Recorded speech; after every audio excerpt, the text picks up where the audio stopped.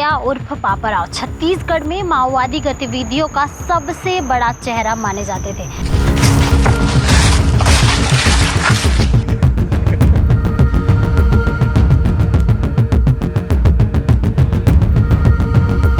ताड़मेला कांड मतलब वही मुठभेड़ जिसमें 76 जवान शहीद हुए थे।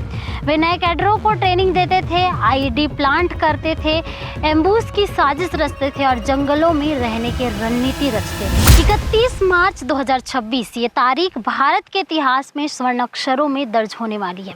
छत्तीसगढ़ अब पूरी तरह नक्सली मुक्त घोषित होने जा रहा है। केंद्रीय गृह मंत्री अमित शाह द्वारा दी गई डेडलाइन पूरी होने से ठीक पहले बस्तर के घने जंगलों में सक्रिय रहने वाले अंतिम बड़े नक्सली चेहरे पापाराव ने हथियार डाल दिए हैं। उसके साथ उसके 17 अन्य साथियों ने भी मुख्य धारा में लौटने का फैसला ले लिया, जिनमें 17 महिला कैडर और 11 पुरुष शामिल हैं। अब आपको विस्तार पूर्वक बताते हैं कि सरेंडर होने से पहले पापाराव ने किससे मदद ली और कैसे वो बाहर आए। नमस्कार, आप देख रहे हैं भिलाई टुडे, मैं हूं रिया। तो आपको बताते हैं कि सरेंडर होने से ठीक पहले पापाराव ने एनडीटीवी के पत्रकार से संपर्क किया था। उन्होंने सुरक्षित बाहर निकलने में मदद मांगी थी, जिसके बाद एनडीटीवी संवाददाता विकास तिवारी, जिसको रानू तिवारी के नाम से भी जाना जाता है, उनकी बात डिप्टी सीएम विजय शर्मा से कराई। जिसके बाद सरकार ने सुरक्षा का आश्वासन दिया और आश्वासन मिलते ही पापाराव और उसकी टीम जंगल से निकली। एनडीटीवी की टीम पूरे 2 दिन तक घने जंगलों में उसके साथ रह रही थी। इसी दौरान पापाराव ने बिछड़े साथियों को इकट्ठा किया और सुरक्षा एजेंसियों को छिपे 3 हथियार डंप्स की भी जानकारी दी।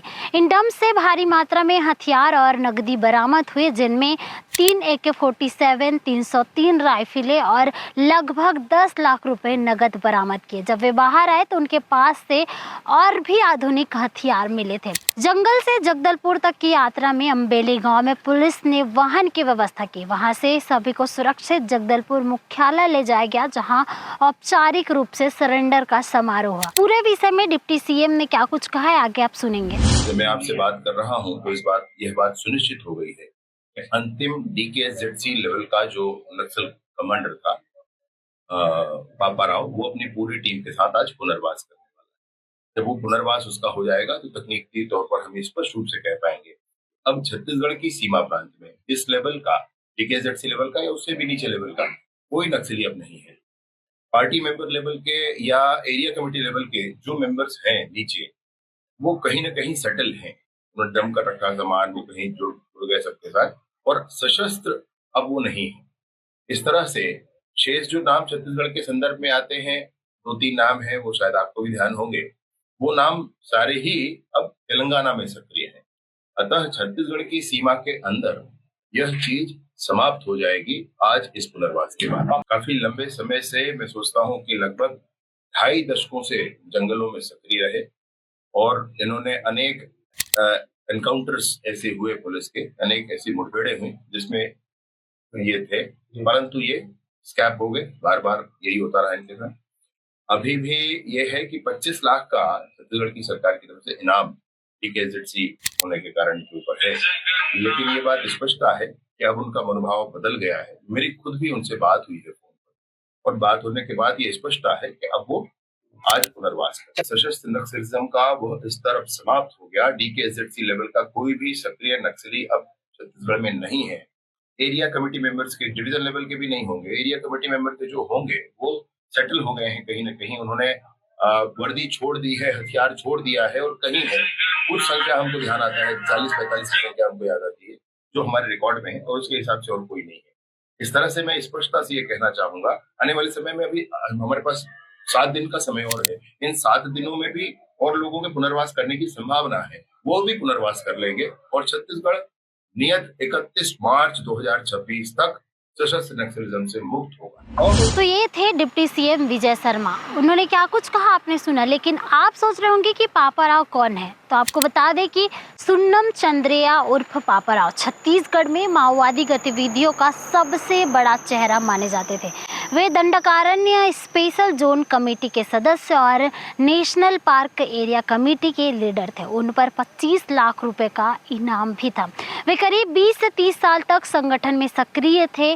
ताड़मेला कांड सहित कई बड़े हमलों में उनकी भूमिका बताई जा रही है। जिन ताड़मेला कांड मतलब वही मुठभेड़ जिसमें 76 जवान शहीद हुए थे।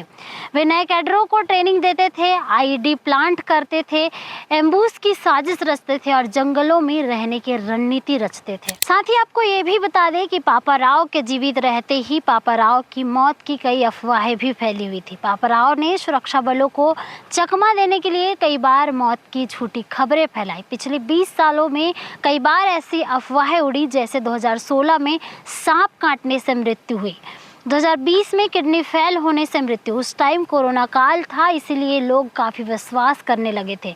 इसके बाद 2025 में बीजापुर मुठभेड़ हुआ था, जिसमें मारे जाने की खबर निकलकर सामने आई थी, लेकिन उनके टीम के 4 सदस्यों को मारे गए थे, लेकिन पापा राव बच गए थे।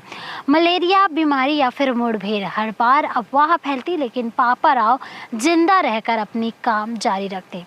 पापा राव के सरेंडर से पहले सुरक्षा बलों ने कई टॉप नक्सली लीडर्स को मार गिराई या फिर सरेंडर कराया था। इनमें प्रमुख हिडमा थे। 18 नवंबर 2025 को आंध्र प्रदेश छत्तीसगढ़ सीमा पर मुठभेड़ में मारा गया था। उन पर करीब 1.5 करोड़ रुपए इनामी थे और कई बड़े हमलों का मास्टरमाइंड इनको कहा जाता था। गणेश उइके को 25 दिसंबर 2025 को ओडिशा में मारा गया था। सेंट्रल कमेटी सदस्य थे और इन पर भी 1 करोड़ का इनाम था। बसवा राजू को 21 मई 2025 में अबूझमाड़ में मारा गया था। बीटेक इंजीनियर थे, पॉलिट ब्यूरो महासचिव थे, जिन पर 1.5 करोड़ रुपए का इनाम था। जयराम उर्फ चलपति, सुधाकर उर्फ नरसिंहा चालम, भास्कर, रेणुका उर्फ भानु, गजरला रवि, नीति उर्फ निर्मला राजे, जो कि हिडमा की पत्नी थे, ये सभी प्रमुख चेहरे विभिन्न मुठभेड़ों में ढेर हो चुके हैं। आंकड़े जो बताते हैं उसके हिसाब से आपको बताते हैं कि जनवरी 2024 से मार्च 2026 तक कुल 2700 से अधिक नक्सली आत्मसमर्पण किए हैं। 1785 से अधिक नक्सलियों को गिरफ्तार किया गया है और कुल 777 से अधिक नक्सलियों को मारा गया है। इनमें कई सीनियर ऑपरेटिव शामिल थे, जैसे सतीश उर्फ टी वासुदेव राव, जिन पर 1 करोड़ रुपए का इनाम था। ऐसे ही कई सीनियर ऑपरेटिव इसमें शामिल थे। अब बताते हैं कि सरेंडर के बाद पापा राव ने क्या कहा। बताया कि पिछले 10 दिनों में उनके विचार बदले, लगातार सुरक्षा का दबाव, बदलते हालात और साथियों की चर्चा के बाद उन्होंने महसूस किया कि सशस्त्र संघर्ष अब व्यवहारिक नहीं रहा। वे संविधान और कानून के दायरे में रहकर जनता के लिए काम करना चाहते हैं और लोकतांत्रिक और शांतिपूर्ण तरीके से मुद्दों को उठाएंगे। सरेंडर के बाद छत्तीसगढ़ सरकार नक्सलियों के पुनर्वास के बारे में भी बात कर रही है। छत्तीसगढ़ सरकार अब सिर्फ मारो या पकड़ो वाली नीति पर नहीं, बल्कि सरकार बदलाव की रणनीति पर भी काम कर रही है। दंतेवाड़ा में डिप्टी सीएम विजय शर्मा ने लवलीवुड कॉलेज पहुंचकर समर्पित नक्सलियों से मुलाकात की। उन्होंने एक एक करके सबसे बातचीत की, उनका नाम पूछा, ट्रेनिंग और रोजगार की स्थिति जाने। जिसके बाद विजय शर्मा ने कहा कि जो हिंसा छोड़कर मुख्यधारा में लौटते हैं वह भारत माता का सच्चा बेटा है। इसके बाद उन्होंने अधिकारियों को निर्देश दिए कि जेल में बंद उन सभी नक्सलियों की सूची तैयार किया जाए जो आत्मसमर्पण कर पुनर्वास की इच्छा रखते हैं। इतना ही नहीं, एक और फैसला ये भी हुआ है कि समर्पित नक्सलियों का प्रतिनिधि मंडल जेल में बंद नक्सलियों से मुलाकात करेगा ताकि उन्हें आत्मसमर्पण के लिए प्रेरित किया जा सके। अब आपको क्या लगता है कि क्या 31 मार्च तक छत्तीसगढ़ नक्सली मुक्त हो जाएगा? अगर इसके बाद कोई भी बड़ा नक्सली हमला होता है तब की स्थिति में क्या होगा, ये देखने वाली बात होगी। 31 मार्च को छत्तीसगढ़ या तो नया इतिहास लिखने वाला है या फिर एक नया सवाल खड़े करने वाला है। आपकी क्या राय है? कमेंट में जरूर बताएं कि क्या छत्तीसगढ़ सच में इतिहास रच पाएगा।